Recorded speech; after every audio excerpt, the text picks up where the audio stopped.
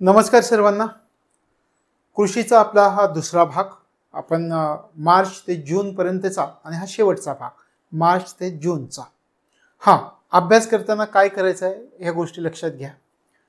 हे आपले झालेले लेक्चर्स म्हणजे मार्च ते जून आजचा आपला सहावा भाग सातवा भाग आहे हा। एकूण टोटल म्हणजे जानेवारी पासून जे आपण सुरू केलं होतं ते जून पर्यंतचा हा सातवा भाग आहे। हे भाग आणि ॲपवर दिलेले एकदा क्वेश्चन सोडवले कृषीविषयीचे की तुम्ही त्याच्यामध्ये परफेक्ट झाला। कृषीवर येणारा प्रत्येक प्रश्न तुम्हाला सोडवता येईल। म्हणजे 2 टप्पे तुम्हाला करावे लागतील। समजा एखादा विषय आपला पूर्ण झाला हा कृषीचा राजकीय घडामोडींचा जानेवारी ते जून, तर तो सगळा संपूर्ण अभ्यासून झाल्यानंतर ॲपवर गेल्यावरती ते प्रश्न सोडवता येतात का बघायचं। जे येत नाहीत ते व्यवस्थित समजावून घ्यायचे म्हणजे आणि मग एक क्रायटेरिया पूर्ण होईल की तो सब्जेक्ट वाईज जे करंट अफेअर्स आहेत ते तुमचे कंप्लीट होतील। तर हे 2 टप्पे लक्षात घ्यायचे। कुठला तर एक टप्पा तुम्ही पूर्ण केला, कुठला तर एक टप्पा अपुरा ठेवला तर त्याच्यामध्ये मग जेवढे प्रश्न येतील त्यातला एखादा प्रश्न तुम्हाला न समजण्याची दाट शक्यता आहे त्याच्यामध्ये। मग हे जे आपण शिकतोय तर ते प्रश्नांच्या स्वरूपात तिथे सोडवता येतंय का हे पण पाहणं गरजेचं आहे। हे खूप महत्त्वाचं आहे कारण जितका जास्त सराव प्रश्न सोडवण्याचा तितकी जास्त तुमची तयारी चांगली होते। मग हा आपला कृषीचा दुसरा भाग 19वा 7वा भाग आपण अभ्यासता आणि याचा जानेवारी ते जूनच्या दरम्यानचा हा शेवटचा भाग आहे हे लक्षात ठेवायचं। याच्यानंतर जुलैपासूनचं पुढं तुमची परीक्षा संपली एकदा 2 ऑगस्टला की 15 ऑगस्टपासून आपण राज्यसेवेचे पण कंटिन्यू क्लासेस सुरू करणार आहोत सगळ्या विषयांचे आणि कंबाईनचे सुद्धा एक बॅच तयार करणार आहोत की जेणेकरून सगळ्या विषयांच्या अशाच नोट्स असेच प्रश्न तुम्हाला सोडवायला मिळतील आणि प्रत्येक लेक्चर तुम्हाला मुळापासून अभ्यासायला मिळेल की जेणेकरून एक एक विषय पूर्ण झाल्याचं तुम्हाला तिथे आनंद मिळणार आहे। तर या ठिकाणी आपले लेक्चर सुरू करतोय आपण। आपला पुढचा प्रश्न घेऊयात। आज जे आहेत ते प्रश्न सगळे आपले MCQच्या स्वरूपामध्ये असतील। प्रश्न पहा पुढचा कंटिन्यू मागच्या भागापासून जिथून आपण संपवलं होतं तिथून पुढे सुरू करतोय आपण। कोणत्या राज्यातील 5 लाख एकरांवर कृषी आदानं फवारण्याचे लक्ष्य पूर्ण करण्यासाठी इंडियन फार्मर्स फर्टिलायझर कोऑपरेटिव्ह लिमिटेडनं मारुत डोनटेक प्रायव्हेट लिमिटेड सोबत करार केला? कोणत्या राज्यातील किती 5 लाख एकरांवर कृषी आदानं म्हणजे काही औषधाची फवारणी करायची असेल तर लक्ष्य पूर्ण करण्यासाठी कोणी केली पा Indian Farmers Fertiliser Cooperative Limited इफ्कोनं मारुत डोनटेक प्रायव्हेट लिमिटेड सोबत करार केला। आणि हाच प्रश्न वेगळ्या पद्धतीने पण विचारतील की अशा प्रकारे इफ्कोनं कोणासोबत करार केलाय हा पण प्रश्न अपेक्षित आहे। तर हे मारुत डोनटेक प्रायव्हेट लिमिटेड लक्षात ठेवायचं। आता आपल्या मूळ उत्तरावरती येऊयात। ऑप्शन पहा आंध्र प्रदेश, तेलंगणा, वरीलपैकी दोन्ही, वरीलपैकी कोणतंही नाही। तर याच्यामध्ये एक लक्षात ठेवायचं जे 5 लाख एकरांवर कृषी आदानं फवारायचे आहेत जे लक्ष्य पूर्ण करायचं ते आंध्र प्रदेश आणि तेलंगणा हे दोन्ही राज्यात म्हणजे तिसरा ऑप्शन आपला असणार आहे वरीलपैकी दोन्ही या ठिकाणी। तर त्यासाठी इफ्कोनं काय केलं या 2 राज्यांमध्ये 5 लाख एकरांवर कृषी आदानं फवारण्याचं लक्ष्य पूर्ण करण्यासाठी या मारुत डोनटेक प्रायव्हेट लिमिटेड सोबत करार केला। घटना लक्षात आली काय झालं ते लक्षामध्ये ठेवा। पुढे जाऊया। आपला पुढचा प्रश्न पहा कृषी कल्प या ना नफा संस्थेनं 9 मे 2024 रोजी कोणत्या शहरामध्ये शेतकरी उत्पादक संघटनेसाठी भारतातील पहिला प्रवेगक कार्यक्रम सुरू केला? बेंगळुरू, हैदराबाद, चेन्नई, अमरावती। कृषी कल्प ह्या संस्थेने कोणत्या संस्थेनं सुरू केलं आहे हे पण विचारतील। म्हणजे कृषी कल्प हे नाव आपल्याला माहिती असलं पाहिजे। कृषी कल्प ही कोणत्या प्रकारची ना नफा संस्था आहे? या संस्थेनं काय केलंय 9 मे 2024 रोजी एका शहरामध्ये शेतकरी उत्पादक संघटनेसाठी भारतातील पहिला म्हटलंय म्हणजे महत्वाचं आहे भारतातील पहिला प्रवेगक कार्यक्रम सुरू केलाय। कोणत्या शहरामध्ये सुरू केलाय लक्षात येत आहे काय? कोणत्या शहरामध्ये सुरू केलाय तर बेंगळुरू या शहरामध्ये सुरू केलं हे लक्षात ठेवायचं। कृषी कल्प या नफा संस्थेनं 9 मे 2024 ला बेंगळुरू शहरामध्ये शेतकरी उत्पादक संघटनेसाठी भारतातील पहिला प्रवेगक कार्यक्रम सुरू केलेला आहे। लक्षात आलं? तशा प्रकारे हे लक्षामध्ये ठेवायचे। आणि याच्यामध्ये आणखी एक गोष्ट आपल्याला सांगता येईल की काय, की या कार्यक्रमाला कोणी सहाय्य केलंय? या कार्यक्रमाला राष्ट्रीय कृषी व ग्रामीण विकास बँकेनं म्हणजे नाबार्डने सहाय्य केलंय. नाबार्डनं सहाय्य केलेलं आहे. लक्षात आलं? कोणत्या बँकेनं वित्तीय सहाय्य दिलं या प्रकल्पाला हे जरी तुम्हाला विचारलं तर हे पण आपल्याला लक्षात येईल की नाबार्ड जी आपली राष्ट्रीय कृषी व ग्रामीण विकास बँक आहे या बँकेनं सहाय्य केलेलं आहे हे लक्षामध्ये ठेवायचं आहे.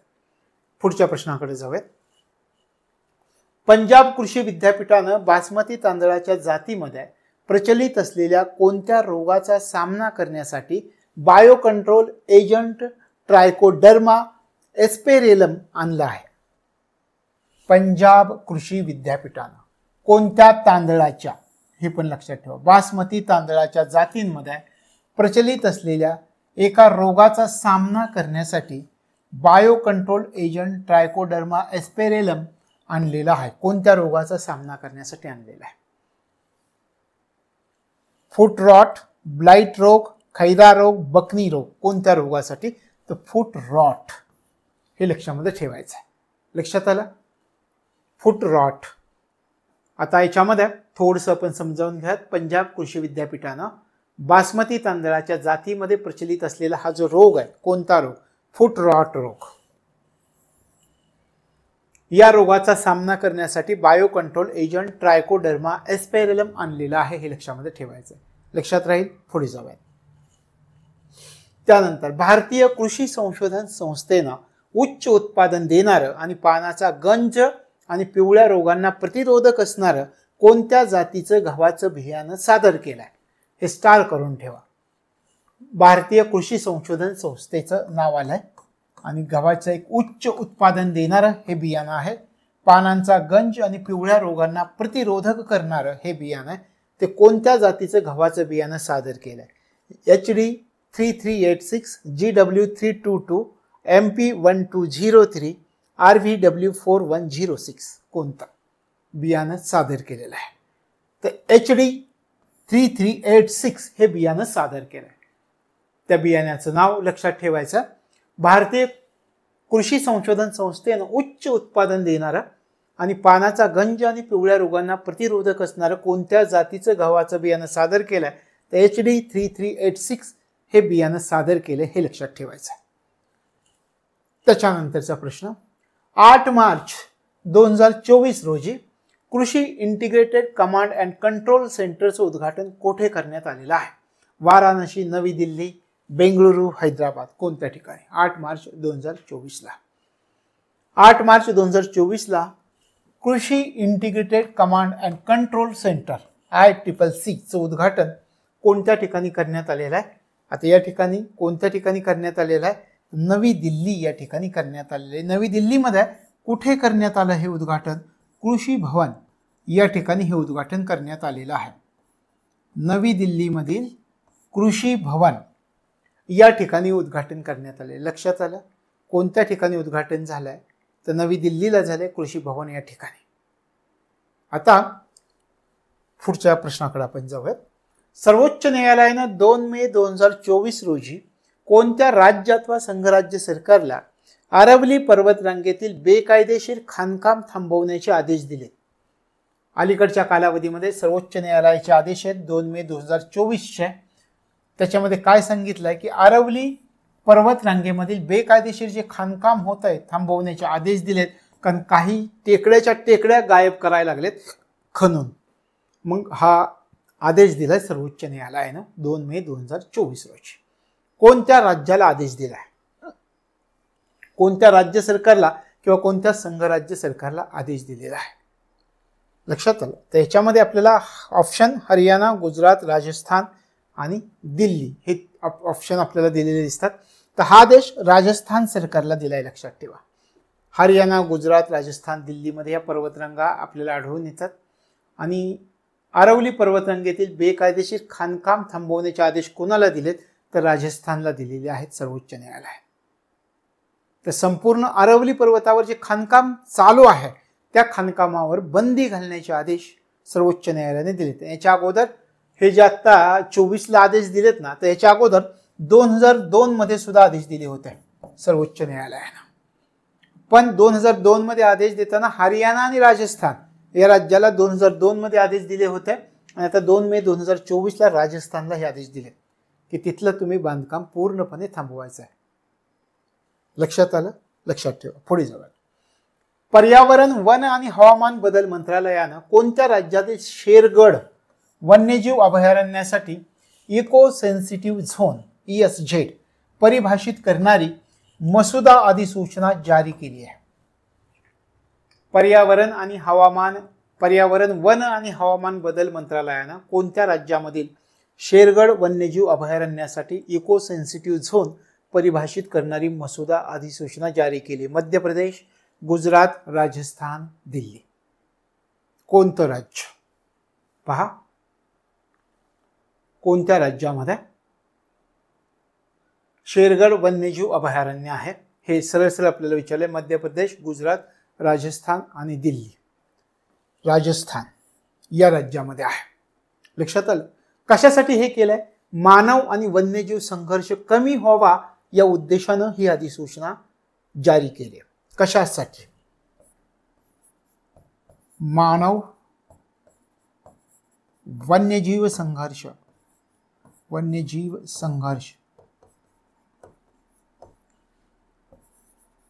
कमी व्हावा या उद्देशानं ही अधिसूचना जारी केलेली आहे. लक्षात आलं? हे शेरगड वन्यजीव अभयारण्यातील इको सेन्सिटिव्ह झोन परिभाषित करणारी मसुदा अधिसूचना जारी केली. हे पण विचारतील की कोणत्या वन्यजीव अभयारण्यामध्ये? शेरगड वन्यजीव अभयारण्यामध्ये. दोन्ही प्रकारे लक्षात ठेवा. या अभयारण्याचा जर विचार केला तर या अभयारण्यामध्ये बिबट्या, भारतीय लांडगा, गिधाड यासारख्या संकटात सापडलेल्या ज्या प्रजाती आहेत त्या प्रजाती या ठिकाणी आढळून येतात आणि मानव आणि वन्यजीव संघर्ष कमी व्हावा या उद्देशानं ही अधिसूचना काढण्यात आलेली पर्यावरण, वन आणि हवामान बदल मंत्रालयाकडून. लक्षात आलं? पुढे जाऊया. कृषी कर्जाची जलद प्रक्रिया करण्यासाठी कृषी आणि ग्रामीण विकासासाठी राष्ट्रीय बँकेनं 25 एप्रिल 2024 रोजी कोणासोबत भागीदारी केलेली आहे? कृषी कर्जाची जलद प्रक्रिया पूर्ण करण्यासाठी कृषी आणि ग्रामीण विकासासाठी राष्ट्रीय बँकेनं 25 एप्रिल 2024 रोजी कोणासोबत भागीदारी केलेली आहे? ऑप्शन्स पहा. Reserve bank, innovation hub, state bank, innovation hub. वरीलपैकी 1 व 2 दोन्ही, वरीलपैकी कोणतंही नाही. तर याचं उत्तर आहे RBI इनोव्हेशन हब हे उत्तर आहे. कृषी कर्जाची जलद प्रक्रिया पूर्ण करण्यासाठी कृषी आणि ग्रामीण विकासासाठी राष्ट्रीय बँकेनं 25 एप्रिल 2024 रोजी कोणासोबत भागीदारी केली? ते रिझर्व्ह बँक इनोव्हेशन हब सोबत भागीदारी केली आहे. हे लक्षात ठेवायचं आहे. पुढे जाऊयात. सध्या चर्चेत असलेलं कालेसर वन्यजीव अभयारण्य कोणत्या राज्यामध्ये? सध्या चर्चेमध्ये असणारं कालेसर वन्यजीव अभयारण्य पंजाब, आसाम, हरियाणा, तामिळनाडू. लक्षात आलं? सध्या चर्चेमध्ये. का चर्चेमध्ये याची पण आपण चर्चा करूयात. सुरुवातीला आपल्या प्रश्नाकडे जाऊयात. सध्या चर्चेत असलेलं कालेसर वन्यजीव अभयारण्य कोणत्या राज्यामध्ये? पंजाब, आसाम, हरियाणा, तामिळनाडू. तर हे कालेसर वन्यजीव अभयारण्य हरियाणा राज्यामध्ये आहे. कोणत्या राज्यामध्ये? त्याच्यामध्ये काय आहे हे का चर्चेमध्ये मी तुम्हाला सांगतो. सर्वोच्च न्यायालयाने याच्या बाबतीत अलीकडच्या कालावधीमध्ये एक निर्णय दिलाय की हे जे वन्यजीव अभयारण्य आहे या वन्यजीव अभयारण्यामध्ये 4 प्रस्तावित धरणांची बांधकाम आहे आणि त्या बांधकामाला स्थगिती सर्वोच्च न्यायालयाने दिली. लक्षात आलं? तशा प्रकारे सध्या चर्चेत असलेलं कालेसर वन्यजीव अभयारण्य कोणत्या राज्यामध्ये? हरियाणा राज्यामध्ये. आणि याचा जर विचार केला तर हे अभयारण्य कोणत्या टेकड्यांच्या पायथ्याशी बसलेलं आहे याचा जर तुम्ही विचार केला तर शिवालिक टेकड्या जे आपण अभ्यासतो जिओग्राफीमध्ये, शिवालिक टेकड्या हिमालयामधील, तर त्याच्या पायथ्याशी बसलेलं हे अभयारण्य आहे. तर याच्या बाबतीत सर्वोच्च न्यायालयाचा अलीकडच्या कालावधीमध्ये निर्णय आलाय. मग आपल्याला विचारतील की सध्या चर्चेत असलेलं कालेसर वन्यजीव अभयारण्य कोणत्या राज्यामध्ये आहे? सरळ सरळ प्रश्न विचारतील. आपल्याला माहिती असणं गरजेचं आहे. हरियाणा राज्यामध्ये आहे. पुढे जाऊया. पुलिकत पक्षी अभयारण्यामधील मोठ्या क्षेत्राला डिनोटिफाई करण्याचा विचार कोणतं राज्य सरकार करत आहे? आंध्र प्रदेश, तामिळनाडू, उत्तर प्रदेश, तेलंगणा. पुलिकत पक्षी अभयारण्यातील मोठ्या क्षेत्राला डिनोटिफाय करण्याचा विचार कोणतं राज्य सरकार करत आहे? आंध्र प्रदेश, तामिळनाडू, उत्तर प्रदेश, तेलंगणा. कोणतं राज्य सरकार करत आहे? तामिळनाडू मध्ये हे अभयारण्य आहे. तर पुलिकत पक्षी अभयारण्यातील मोठ्या क्षेत्राला डिनोटिफाय करण्याचा विचार तामिळनाडूचं राज्य सरकार करत आहे. लक्षात आलं. अलीकडच्या कालावधीमध्ये आपल्याला पुन्हा असं पण विचारतील की पुलिकत पक्षी अभयारण्य सध्या चर्चेमध्ये आहे, ते कोणत्या राज्यामध्ये आहेत? तर तामिळनाडू राज्यामध्ये. हे लक्षामध्ये ठेवायचं. पुढच्या प्रश्नाकडे जाऊया. सेंट्रल मरीन फिशरीज रिसर्च इन्स्टिट्यूटनं या सागरी माशांचं बंदिस्त प्रजनन केलंय. कोणत्या? सेंट्रल मरीन फिशरीज रिसर्च इन्स्टिट्यूटनं या सागरी माशांचं बंदिस्त प्रजनन केलंय. गोल्डन ट्रेव्हली, कटला, रोहू, सार्डी. कोणत्या सागरी माशाचं बंदिस्त प्रजनन केलेलं आहे? तर गोल्डन ट्रेव्हली नावाच्या माशाचं, सागरी माशांचं बंदिस्त प्रजनन केलेलं आपल्याला दिसून येतं. अलीकडच्या कालावधीमधील ही घटना आहे, हे लक्षात ठेवायचे.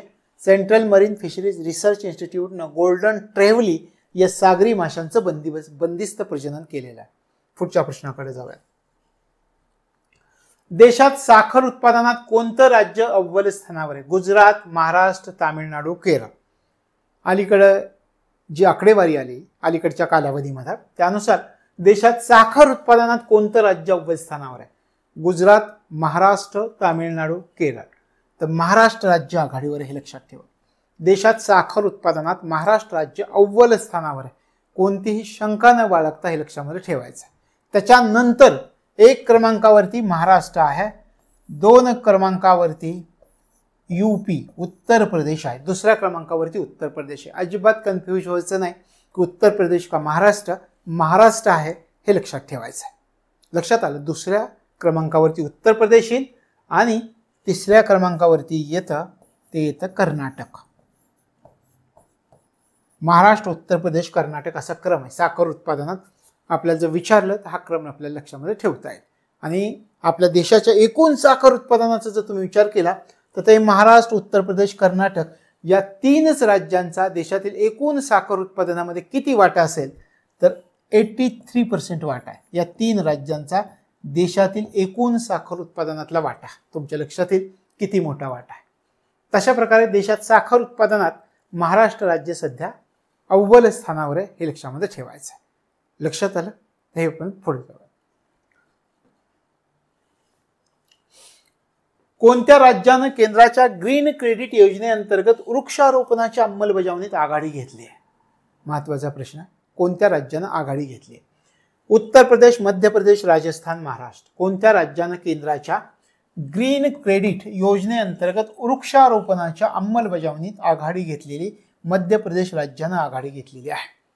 वृक्षारोपणाच्या कार्यक्रमामध्ये सर्वात जास्त वृक्षारोपण मध्य प्रदेश राज्यानं केलेलं आहे. आणि मध्य प्रदेश राज्यानंतर दुसरा क्रम, हा 1 क्रमांक आहे. 2रा क्रमांक जर तुम्ही विचार केला तर तेलंगणाचा आहे. तेलंगणा 2ऱ्या क्रमांकाचे राज्य. त्यानंतर 3ऱ्या क्रमांकाच्या राज्याचा तुम्ही विचार केला तर छत्तीसगड येतं. छत्तीसगड. आणि 4था क्रमांक जर विचार केला तर गुजरात आहे. गुजरात. तशा प्रकारे कोणत्या राज्यानं केंद्राच्या ग्रीन क्रेडिट योजनेअंतर्गत वृक्षारोपणाच्या अंमलबजावणीत आघाडी घेतली आहे? तर मध्य प्रदेश राज्यानं आघाडी घेतली आहे. लक्षात ठेवायचं. मध्य प्रदेश नंतर तेलंगणा, छत्तीसगड, गुजरात असा क्रम लागतो. पुढच्या प्रश्नाकडे जाऊया.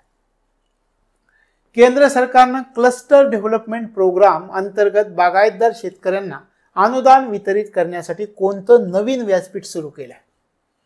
सीडीपी सुरक्षा, सीडीपी शाश्वत, सीडीपी उत्थान यापैकी नाही. कोणतं सुरू केलेलं आहे? पहा, केंद्र सरकारनं क्लस्टर डेव्हलपमेंट प्रोग्राम कशासाठी आहे? याच्या अंतर्गत बागायतदार शेतकऱ्यांना अनुदान वितरित करण्यासाठी एक नवीन व्यासपीठ सुरू केलंय. त्या नवीन व्यासपीठाचं नाव काय आहे? तर नवीन व्यासपीठाचं नाव आहे सीडीपी सुरक्षा, हे नाव दिलं आहे. लक्षात घ्या. बागायतदार शेतकऱ्यांना अनुदान वितरित करण्यासाठी सुरू केलेल्या नवीन व्यासपीठाचं नाव काय आहे? सीडीपी सुरक्षा. कोणत्या कार्यक्रमांतर्गत सुरू केलंय? क्लस्टर डेव्हलपमेंट प्रोग्राम अंतर्गत हे सुरू करण्यात आलेलं, हे लक्षामध्ये ठेवायचं. लक्षात आलं. तर बागायती पिकांना प्रोत्साहन देणारा हा केंद्र सरकारचा उपक्रम आहे. तुम्हाला जर असं विचारलं सर बागायती पिकांना प्रोत्साहन देणारा खालीलपैकी केंद्र सरकारचा उपक्रम कोणता आहे, तर क्लस्टर डेव्हलपमेंट प्रोग्राम CDP हा उपक्रम आहे. बागायती पिकांना प्रोत्साहन देणारा कार्यक्रम आहे. लक्षात आलं, लक्षामध्ये ठेवायचं आहे. पुढे जाऊ. मान्सून हंगामातील देशभरातील पावसाची सरासरी किती आहे, किती मिलीमीटर आहे? 680, 780, 650, 560 किती मिलीमीटर आहे? मान्सून हंगामातील देशभरातील पावसाची सरासरी जर आपल्याला विचारली तर लक्षात ठेवायचं 780 मिलीमीटर आहे. लक्षात आलं. जून ते सप्टेंबर 2024 हा जो मान्सूनचा हंगाम झाला त्या हंगामामध्ये सरासरीच्या असं म्हटलं जातं 106%, 106%. पण याच्यामध्ये सुद्धा ±5%, ±5%, याच्यामध्ये ±5%. तर अशा प्रकारे हे जून ते सप्टेंबर 2024 हा जो मान्सून हंगाम झाला तर त्यात सरासरी 106% आणि ±5% असा पावसाचा अंदाज भारताचं जे हवामानशास्त्र आहे, आपण त्याला हवामानशास्त्र विभाग म्हणतो, तर त्यानं वर्तवलेला हा अंदाज होता. आणि आपण इथे काय म्हणतो, मान्सून हंगामातील देशभरामधील पावसाची सरासरी किती 780 मिलीमीटर आहे हे लक्षात ठेवायचं. लक्षात आलं. पुढे जाऊया. महाराष्ट्रानं पहिल्यांदाच पेंच या व्याघ्र प्रकल्पाची सीमा बांधणी केली आहे. या अंतर्गत या प्रकल्पातील किती क्षेत्र निश्चित करण्यात आलेलं आहे? आपल्या महाराष्ट्रासंबंधी प्रश्न आहे, महत्वाचा आहे. महाराष्ट्रानं पहिल्यांदाच पेंच या व्याघ्र प्रकल्पाची सीमा बांधणी केली आहे. या अंतर्गत या प्रकल्पातील किती क्षेत्र निश्चित करण्यात आलाय? 600 चौरस किलोमीटर, 660 चौरस किलोमीटर, 560 चौरस किलोमीटर, 760 चौरस किलोमीटर. कुठलं? तर 660 चौरस किलोमीटर. लक्षात आलं. महाराष्ट्रानं पहिल्यांदाच पेंच या व्याघ्र प्रकल्पाची सीमा बांधणी केली. या अंतर्गत या प्रकल्पातील 660 चौरस किलोमीटर क्षेत्र निश्चित केले गेलेले आहे. लक्षात आलं. तर देशातील सर्वाधिक जे 6 व्याघ्र प्रकल्प आहेत त्यात महाराष्ट्र आणि मध्य प्रदेशमध्ये आहे. महाराष्ट्र आणि मध्य प्रदेशामध्ये हे 6 व्याघ्र प्रकल्प आपल्याला दिसून येतात. आता यात मध्य प्रदेश आणि महाराष्ट्र या दोन्हींच्या वैशिष्ट्यांचा विचार करा. तर त्या दोन्हींच्या वैशिष्ट्यांमध्ये एक कॉमन व्याघ्र प्रकल्प येतो, पेंच व्याघ्र प्रकल्प. का? तर या दोन्ही राज्यामध्ये एकाच नावाचे व्याघ्र प्रकल्प आपल्याला दिसून येतात. आणि एकाच नावाचे व्याघ्र प्रकल्प का दिसून येतात? तर पेंच नदीवरून या व्याघ्र प्रकल्पाला देण्यात आलेली ही नाव आहेत. अशा प्रकारे महाराष्ट्रानं पहिल्यांदाच पेंच या व्याघ्र प्रकल्पाची सीमा बांधणी केली. या अंतर्गत या प्रकल्पातलं किती क्षेत्र? तर 660 चौरस किलोमीटर क्षेत्र निश्चित करण्यात आलेलं आहे. हे लक्षात ठेवायचं. पुढच्या प्रश्नाकडे जाऊ. टेल व्हॅली वन्यजीव अभयारण्य सध्या चर्चेत आहे. हे अभयारण्य कोणत्या राज्यात आहे? टेल व्हॅली वन्यजीव अभयारण्य सध्या चर्चेत आहे. अभयारण्य कोणत्या राज्यात आहे? मिझोराम, आसाम, अरुणाचल प्रदेश, उत्तराखंड. का चर्चेत आहे हे आपण पाहूया. काय झालंय, तिथे फुलपाखराची प्रजाती सापडली आहे. ती दुर्मिळ प्रजाती आहे. नेप्टिस फिलिरा नावाची ही दुर्मिळ प्रजाती सापडली फुलपाखराची, म्हणून हे अभयारण्य चर्चेत आहे. मग आपल्याला विचारतील की हे अभयारण्य चर्चेत आहे, मग हे अभयारण्य कोणत्या राज्यामध्ये आहे? Tail valley, Mizoram, Assam, Arunachal Pradesh, Uttarakhand. काय तुम्ही गेस लावलाय? अरुणाचल प्रदेश हे तुमचं उत्तर असायला हवं. टेल व्हॅली वन्यजीव अभयारण्य सध्या चर्चेत आहे. हे अभयारण्य अरुणाचल प्रदेश राज्यात आहे. मी म्हटलं या अभयारण्यामध्ये एक दुर्मिळ असणारी फुलपाखराची प्रजाती सापडली आहे. मग त्या फुलपाखराच्या प्रजातीचं नाव नाहीत आपल्याला विचारणार, पण आपल्याला माहिती असणं गरजेचं आहे. नेप्टिस फिलिरा.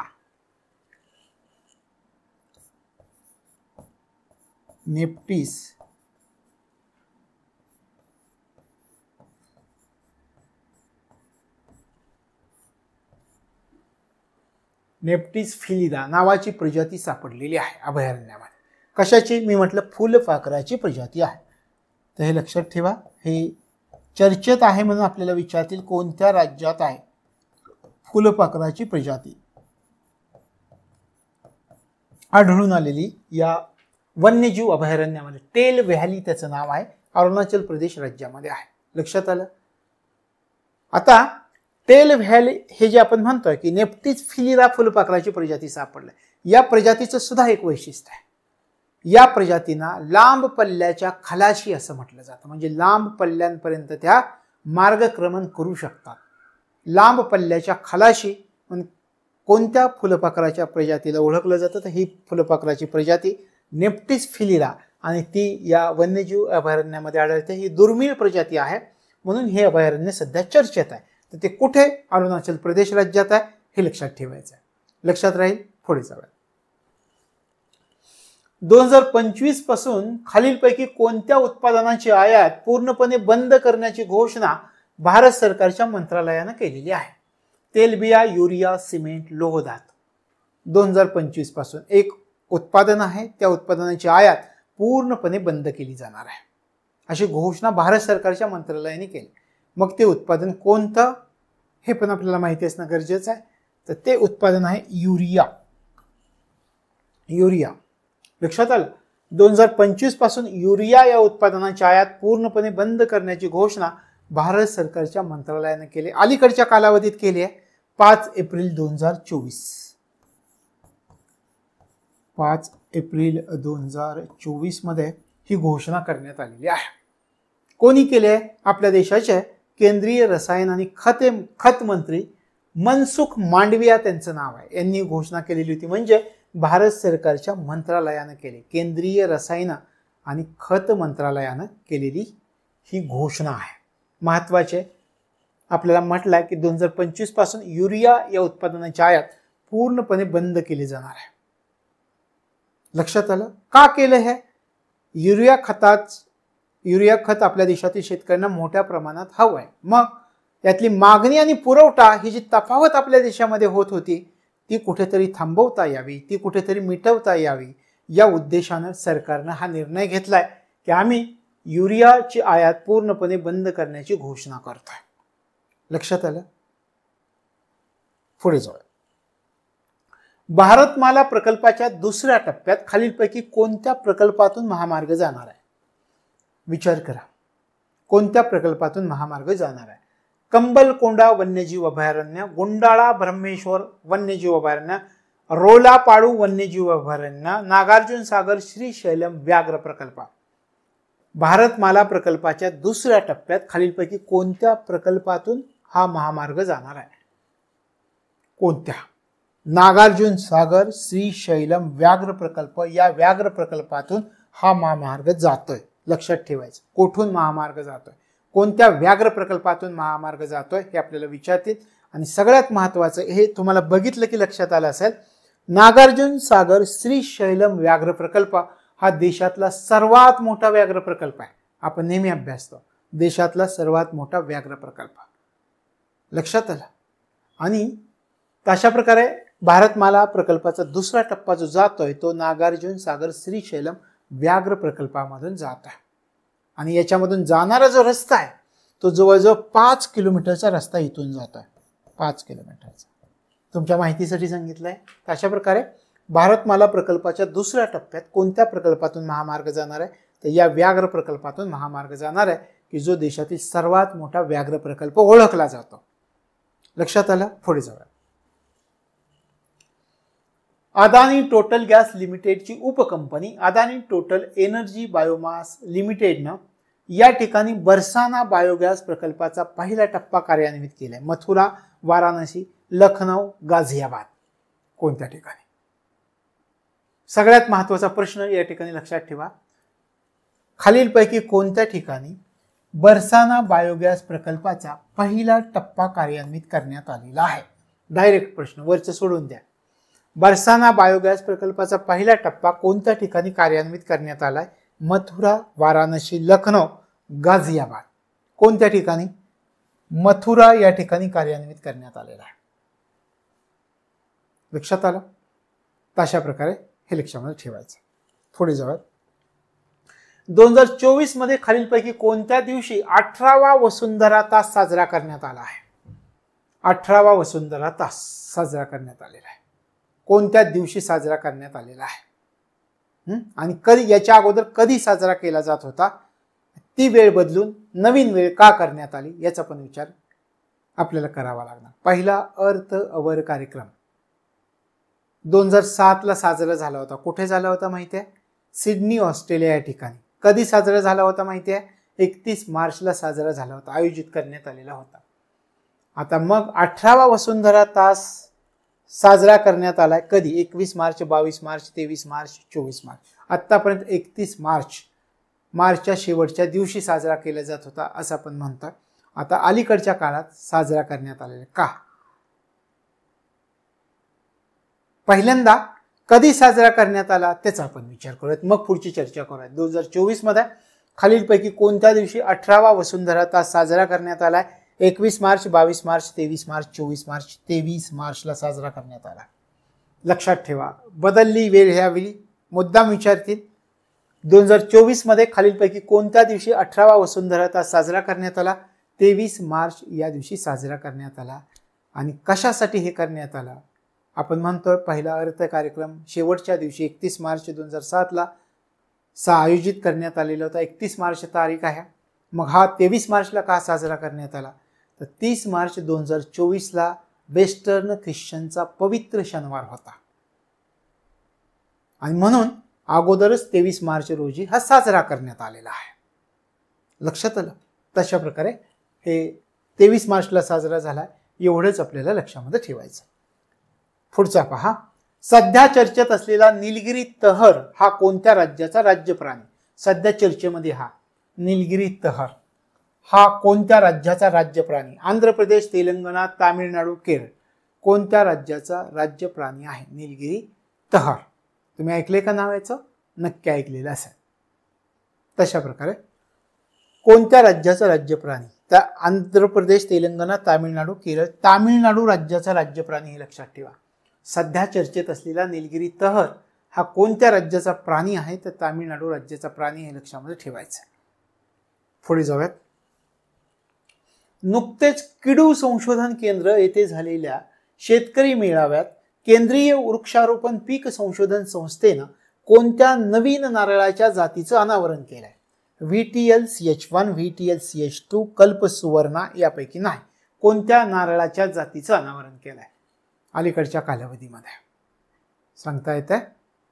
अलीकडच्या कालावधीमध्ये म्हणजे 11 मार्च 2024 ला याचं अनावरण झालंय. तुमच्या माहितीसाठी सांगतोय, तारीख आपल्याला लक्षात ठेवायची नाहीये.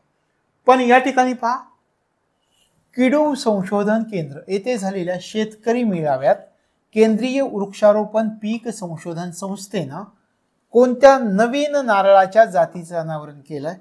कल्पसुवर्णा या नवीन नारळाच्या जातीचं अनावरण केलंय.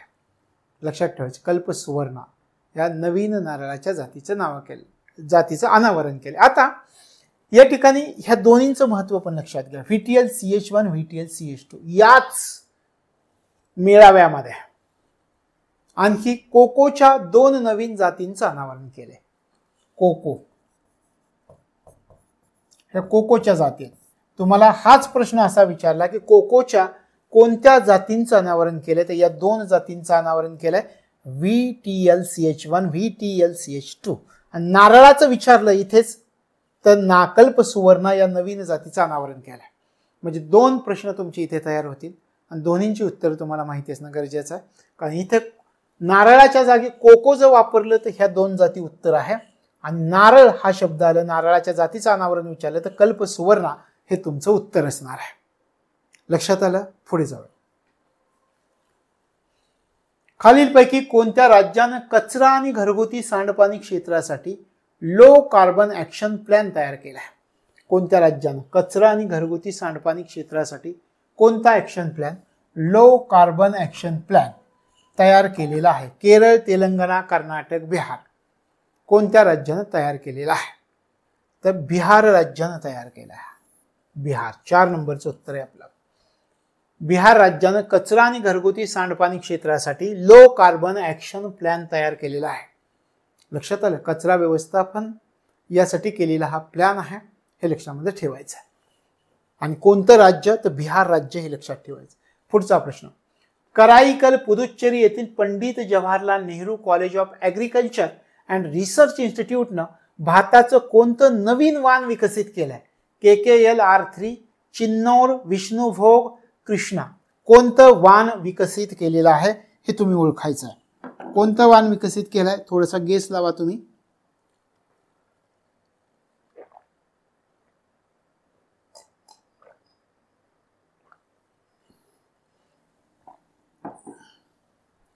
त्याच्यामध्ये पहा कुठे हे लक्षात घ्या अगोदर. कराईकल, पुदुच्चेरी येथे Pandit Jawaharlal Nehru College of Agriculture and Research इन्स्टिट्यूटनं भाताचं KKL-R3 नवीन वाण विकसित केलंय. कोणतं नवीन वाण विकसित केलंय? तर KKL-R3 हे नवीन वाण विकसित केलंय, हे लक्षामध्ये ठेवायचं आहे. का? ही जात जी आहे KKL-R3 ही जात क्षार सहनशील आहे. या जातीचं वैशिष्ट्य क्षार सहनशील जात म्हणून या जातीला ओळखलं जातं. क्षार सहनशील जात म्हणून ओळखलं जातं. आणि ही जात कुठे उपयोगी? किनारी प्रदेश, किनारी त्रिभुज प्रदेश घ्या तर या ठिकाणी ही जात उपयोगी असणार आहे, उपयुक्त असणार आहे. तशा प्रकारे या संस्थेनं हे भाताचं वाण विकसित केलंय. आपल्याला विचारतील की त्याचं कुठलं वाण आहे? तर KKL-R3 नवीन वाण विकसित केलेली, नवीन जात विकसित केलेली आहे. लक्षात आलं? पुढे जाऊयात.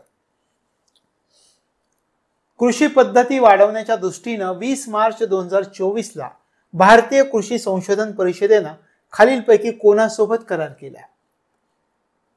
कृषी पद्धती वाढवण्याच्या दृष्टीनं 20 मार्च 2024ला भारतीय कृषी संशोधन परिषदेनं कोणासोबत करार केलाय? कृषी संशोधन आणि शिक्षण विभाग, कृषी आणि शेतकरी कल्याण मंत्रालय, धानुका ॲग्रीटेक लिमिटेड यापैकी नाही. कोणासोबत करार केलेला आहे सांगता येईल?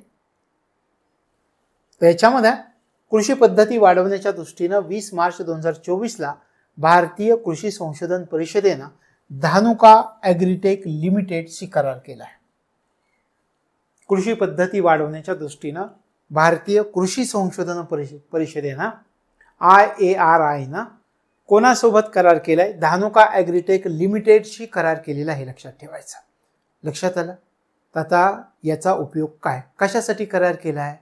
ह्या दोन संस्था आहेत, IARI आणि धानुका ॲग्रीटेक लिमिटेड असं आपण त्याला म्हणतो. तर या दोन्ही संस्थांच्या कार्यक्षमतेचा उपयोग करून घ्यायचा आहे.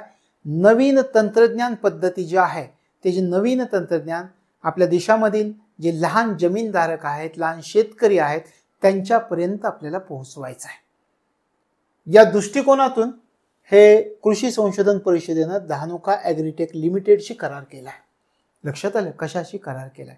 दोन्ही संस्था एकत्र येतील, आपापल्या कार्यक्षमतेचा उपयोग करतील आणि जे नवीन तंत्रज्ञान तयार करतील ते नवीन तंत्रज्ञान लहान जमीनधारक, लहान शेतकऱ्यांपर्यंत पोहोचवण्याचा प्रयत्न करतील.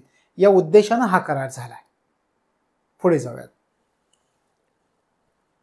सध्या चर्चेत असणारे वाल्मिकी व्याघ्र प्रकल्प कोणत्या राज्यात आहे? उत्तराखंड, उत्तर प्रदेश, बिहार, हिमाचल प्रदेश कोणत्या राज्यामध्ये आहे? तर हे सध्या चर्चेमध्ये असणारे वाल्मिकी व्याघ्र प्रकल्प कोणत्या राज्यामध्ये? बिहार राज्यामध्ये. वाल्मिकी व्याघ्र प्रकल्प बिहार मधला एकमेव व्याघ्र प्रकल्प आहे. वाल्मिकी व्याघ्र प्रकल्प कोणत्या राज्यात आहे आपल्याला विचारतील, ते लक्षामध्ये ठेवायचं. आता सध्या चर्चेत असलेलं वाल्मिकी व्याघ्र प्रकल्प आपण म्हणतोय बिहारमध्ये आहे. मग सध्या चर्चेत का आहे? काय केलंय या व्याघ्र प्रकल्पामध्ये? जो कडक उन्हाळा पडतो त्या कडक उन्हाळ्यामध्ये वाघ शिवाय इतर प्राणी आहेत त्या वाघासह इतर प्राण्यांना पाणी देता यावं यासाठी हरित ऊर्जेचा वापर केला जातोय. ग्रीन एनर्जीचा वापर केला जातोय प्राण्यांना पाणी देण्यासाठी.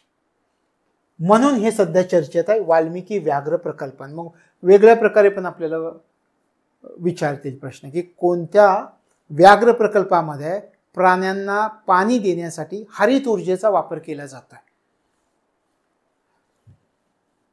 हरित ऊर्जेचा वापर केला जातोय हे लक्षात ठेवा. हासा पण प्रश्न येऊ शकेल. हरित ऊर्जेचा वापर कशाला? वाघासह इतर प्राण्यांना पाणी देण्यासाठी. आपण प्राण्यांना म्हणूयात, प्राण्यांना पाणी देणे यासाठी हरित ऊर्जेचा वापर करणारं व्याघ्र प्रकल्प कोणता आहे असं विचारलं तर हे पण वाल्मिकी व्याघ्र प्रकल्प बिहारमध्ये आहे. दोन्ही बाजूंनी लक्षात आलं का? पुढे जाऊयात आपण. नासानं 21 मार्च 2024 दिलेल्या माहितीनुसार 2022 ते 2023 दरम्यान जागतिक सरासरी समुद्र पातळी सुमारे कितीनं वाढली आहे? नासानं 21 मार्च 2024 जी माहिती दिली त्याच्यानुसार 2022 ते 2023 दरम्यान जागतिक सरासरी समुद्र पातळीमध्ये कितीनी वाढ झाली? 0.2 इंच, 0.3 इंच, 0.4 इंच, 0.5 इंच कितीनी वाढ झालेली आहे? 0.3 इंचनं वाढ झालेली दिसून येते. 0.3 इंचनं वाढ झाली. हा वेग वाढत चाललाय. म्हणजे 0.3 इंच कदाचित आपल्याला विचारतील किती सेंटीमीटरने वाढ झाली, तर मग काय लिहावं लागेल आपल्याला? इथे याचा विचार करावा लागेल. 0.76 सेंटीमीटर ने वाढ झालेली आहे. दोन्ही किती इंचांनी वाढ झाली, किती सेंटीमीटरने वाढ झाली हे विचारलं. दोन्ही लक्षात ठेवा. 0.3 इंचने वाढ झाली, 0.76 सेंटीमीटरने वाढ झाली. आणि हे धोकादायक आहे. मागील वर्षी जेवढी वाढ झाली होती ना त्याच्या 4 पट वाढ झाली आहे या 22-23 वर्षामध्ये. 21-22 मध्ये जेवढी वाढ झाली, 21-22 मध्ये 1% वाढ झाली, तर 4 पट 4% वाढ झाली आहे 22-23 मध्ये. लक्षात येत आहे. आणि 1993 पासून जर तुम्ही विचार केला तर समुद्राची पातळी 4 इंचांनी वाढलेली. म्हणजे काय? वाढीचा वेग वाढतोय. कशामुळे वाढतोय? जागतिक तापमान वाढ याला सर्वात जास्त कारणीभूत आहे. तशा प्रकारे नासानं 21 मार्च 2024 रोजी दिलेल्या माहितीनुसार 2022-23 दरम्यान जागतिक सरासरी समुद्र पातळी 0.3 इंचांनी किंवा 0.76 सेंटीमीटरनी वाढलेली आपल्याला दिसून येत आहे. लक्षात आलं? लक्षात ठेवा. पुढचा प्रश्न. देशातील पहिलं आयुर्वेदिक कॅफे खालीलपैकी कोठे उभारण्यात आलेला आहे? कोठे उभारण्यात? बेंगळुरू, हैदराबाद, दिल्ली, वाराणसी. हे झालेलं आहे आपलं अगोदर पण तुमच्या लक्षात येईल. कोठे उभारण्यात आलेली? दिल्ली या ठिकाणी. देशातलं पहिलं आयुर्वेदिक कॅफे कोठे उभारण्यात आलेलं आहे? दिल्ली या ठिकाणी उभारण्यात आलेलं आहे. हे लक्षामध्ये ठेवायचे. दिल्लीमध्ये कोठे आहे? शालीमार बाग आहे. आणि त्या शालीमार बागेपाशी एक रुग्णालय आहे. त्या रुग्णालयाचं नाव आहे महर्षी आयुर्वेद रुग्णालय. तर या ठिकाणी पहिलं आयुर्वेदिक कॅफे उभारण्यात आलेला आहे. लक्षात आलं का? हे लक्षामध्ये ठेवायचं. आता या कॅफेचा जर विचार केला तर या कॅफेमध्ये आरोग्यानुसार जीवन बनवलं जातं, आरोग्यदायक जीवन बनवलं जातं. अशा प्रकारे देशातलं पहिलं आयुर्वेदिक कॅफे दिल्लीमध्ये उभारण्यात आलेलं आहे. हे लक्षात ठेवा. पुढच्या प्रश्नाकडे जाऊ. खालीलपैकी कोणत्या राज्यामध्ये शास्त्रज्ञांनी ज्वलंत निळ्या रंगाचं इंद्रधनुष्य दाखवणारी रंगीबेरंगी फुलांची वनस्पती प्रजाती शोधून काढली आहे? अरुणाचल प्रदेश, मिझोराम, आसाम, मणिपूर. कोणत्या राज्यामध्ये शास्त्रज्ञांनी ज्वलंत निळ्या रंगाचे इंद्रधनुष्य दाखवणारी रंगीबेरंगी फुलांची वनस्पती प्रजाती शोधून काढलेली आहे? कोणत्या राज्यामध्ये आहे हे आपल्याला विचारलंय. कोणतं राज्य आहे पहा? अरुणाचल प्रदेश हे राज्य आहे. अरुणाचल प्रदेश या राज्यामध्ये शास्त्रज्ञांनी ज्वलंत निळ्या रंगाचं इंद्रधनुष्य दाखवणारी रंगीबिरंगी फुलांची वनस्पती प्रजाती शोधून काढलेली आहे. वनस्पतीचं नाव काय? बेगोनिया नरहरी असं नाव आहे. वनस्पतीचे नाव बेगोनिया नरहरी. बेगोनिया नरहरी त्या वनस्पतीचं नाव आहे. कोणत्या शास्त्रज्ञावरून या वनस्पतीचं नाव ठेवलंय का? हो, हैदराबादचे एक प्रसिद्ध शास्त्रज्ञ आहेत ज्यांचं नाव आहे जी नरहरी. जी नरहरी या शास्त्रज्ञाच्या नावावरून या वनस्पतीचं नाव बेगोनिया नरहरी असं ठेवलं आहे. लक्षात आलं? जी नरहरी शास्त्री असं त्यांचं नाव आहे. तर यांच्या नावावरून बेगोनिया नरहरी असं नाव ठेवलेलं आहे. हे लक्षामध्ये ठेवा. जी नरहरी त्यांचं पूर्ण नाव लिहूयात आपण. जी नरहरी शास्त्री. त्यातलं नरहरी घेतलाय आणि त्या वनस्पतीला नाव दिलंय बेगोनिया नरहरी. तर अशा प्रकारे या अरुणाचल प्रदेश राज्यामध्ये शास्त्रज्ञांनी ज्वलंत निळ्या रंगाचं इंद्रधनुष्य दाखवणारी रंगबिरंगी फुलांची वनस्पती प्रजाती शोधून काढलेली आपल्याला दिसून येते. पुढच्या प्रश्नाकडे जाऊ. भारताच्या मध्य भारतातील वातावरणीय संशोधन चाचणी बेडच्या पहिल्या टप्प्याचं उद्घाटन कोठे करण्यात आलेलं आहे? वातावरणीय संशोधन चाचणी, वातावरणीय संशोधन चाचणी, कुठली चाचणी? बेड. वातावरणीय संशोधन चाचणी बेड च्या पहिल्या टप्प्याचं उद्घाटन कुठे करण्यात आलं? तुम्ही म्हणाल हे बेड बरोबर आहे का? हो, बेडच आहे. वातावरणीय संशोधन चाचणी बेड याच्या पहिल्या टप्प्याचं उद्घाटन कुठे करण्यात आलं? भोपाळ, सिहोर, सिलखेडा यापैकी नाही. कोणत्या ठिकाणी? तर हे पहिल्या टप्प्याचं उद्घाटन सिलखेडा या ठिकाणी करण्यात आलेलं आहे. मध्य भारतातील वातावरणीय संशोधन चाचणी बेड च्या पहिल्या टप्प्याचं उद्घाटन सिलखेडा येथे झालेलं आहे. लक्षात आलं? अलीकडच्या कालावधीमध्ये मार्च 2024 मध्ये याचं उद्घाटन झालं होतं. पुढच्या प्रश्नाकडे जाऊया. पंतप्रधान नरेंद्र मोदींनी कोणत्या राज्यामध्ये मिशन पाम ऑइल अंतर्गत पहिल्या ऑइल पाम प्रोसेसिंग मिलचं उद्घाटन केलंय? अरुणाचल प्रदेश, मिझोरम, आसाम, मणिपूर. कोणत्या? उत्तर आहे अरुणाचल प्रदेश. पंतप्रधान नरेंद्र मोदींनी अरुणाचल प्रदेश राज्यामध्ये मिशन पाम ऑइल अंतर्गत पहिल्या ऑइल पाम प्रोसेसिंग मिलचं उद्घाटन केलंय अरुणाचल प्रदेश राज्यामध्ये. कशासाठी केलंय? की त्या ठिकाणी पाम लागवडीला प्रोत्साहन मिळावं, कच्च्या पाम तेलाच्या उत्पादनाला प्रोत्साहन मिळावं म्हणून या ठिकाणी पंतप्रधान नरेंद्र मोदींनी मिशन पाम ऑइल अंतर्गत पहिल्या ऑइल पाम प्रोसेसिंग मिलचं उद्घाटन अरुणाचल प्रदेश राज्यामध्ये केलेलं आहे. लक्षात आलं? पुढे जाऊया. बेकायदेशीर शार्क व्यापारात कोणतं राज्य अव्वल आहे? गुजरात, महाराष्ट्र, पश्चिम बंगाल, तामिळनाडू. बेकायदेशीर शार्कचा व्यापार, शार्क मासा, त्याच्या शार्कच्या व्यापारात कोणतं राज्य अव्वल स्थानावरती आहे? कोणतं राज्य आहे? तामिळनाडू राज्य अव्वल स्थानावरती आहे बेकायदेशीर शार्क व्यापारामध्ये. आणि त्याच्यानंतर मग तामिळनाडू नंतर विचार केला तर कर्नाटक आहे, कर्नाटक नंतर गुजरात आहे. लक्षात आलं? तामिळनाडू पहिल्या क्रमांकावरती येतं, दुसरं कर्नाटक, तिसरं गुजरात. अशा प्रकारे बेकायदेशीर शार्क व्यापारामध्ये तामिळनाडू राज्य अव्वल क्रमांकावरती आहे, हे लक्षामध्ये ठेवायचं. पुढच्या प्रश्नाकडे जाऊयात. पहिल्या राष्ट्रीय जलद उत्पादन पीक सुविधा डीबीटी स्पीड सीड्सचं उद्घाटन खालीलपैकी कोणत्या ठिकाणी करण्यात आलं?